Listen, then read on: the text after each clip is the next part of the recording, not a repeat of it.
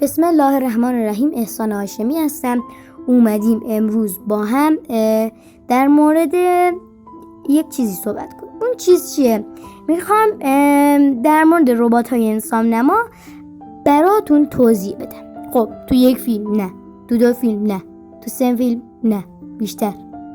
میخوام توی یک دوره کامل و رایگان ها کل ربات انسان نما رو براتون بگم. کلش، از گرفته از اون حسگرای ربات تا اون کسی که اونو ساخته، تا اون کسی که اونو خلق کرده.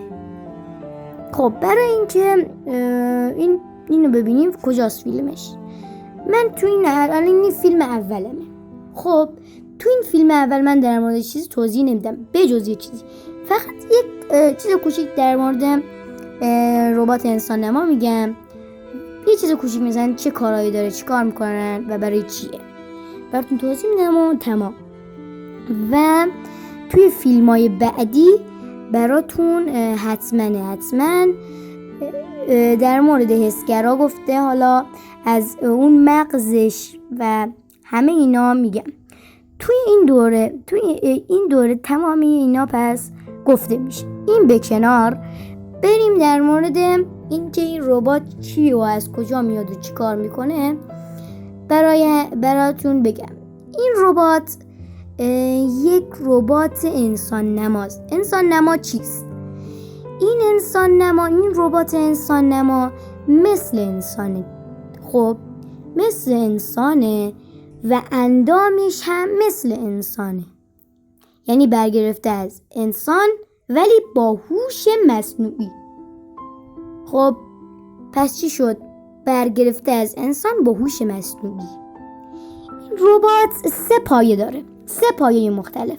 خب این سریشه 3 مرد داریم، فکر کنید 3 مرد، حالا 3 دانشمند.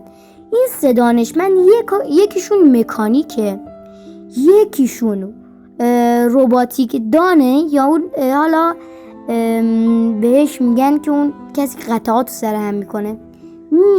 پس چی شد؟ گفتیم 3 ریشه داره. این 3 مردم، 3 دانشمندم، یکیشون مکانیک کاره، یکیشون روباتیک دانه، اولی و آخری چون نمیدونم اینا رو. این خیلی مهم.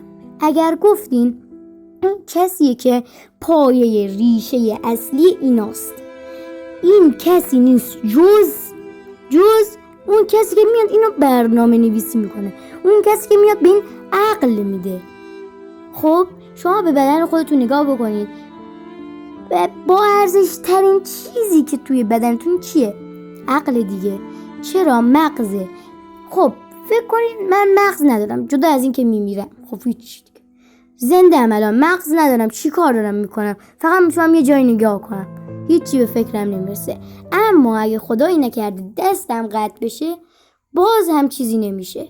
دستو که خیلی چیز بزرگی کم شده، ولی میتونم از این مغزم کار بکشم و تو امتحانام قبول بشم و میتونم که خودم رو به مقام بالایی برسونم.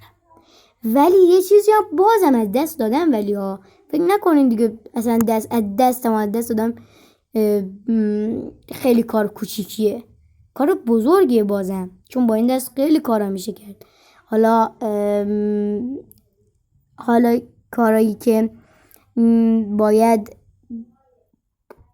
باید این انگار که شما بازم هر کاری بکنید از این دست باید کار بکشید و بازم ارزش داره. خب و اینکه این ربات کجا کار میکنه؟ این ربات توی هتل ها و مغازه ها و این جور جاها کار میکنه که خیلی ارزش داره و برای ما انسان ها یک چیز مهم است.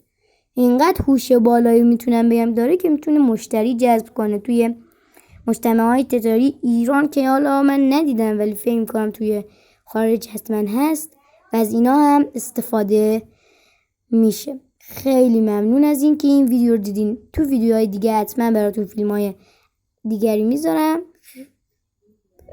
و در مورد این ربات ها از براتون صحبت میکنم و میگم که حسگر چیه، میگم که هوش مصنوعیش چیه، تلفیق ایناها چیه و فکر کنید دیگه و بگید که هر کدوم از این پایه ها نباشه بازم این ربات ما ریزش میکنه، ولی اون چیزی که خیلی مهمه اون هوش تلفیق که باید ببخشیمش اونو که هوش مصنوعیه. خیلی ممنون از اینکه این فیلم رو نگاه کردید. پس حتما با من همراه باشید چون فیلم های قشنگی دیگه ای و دوره دیگه ای هم در انتظارتون. خیلی ممنون. خداحافظ.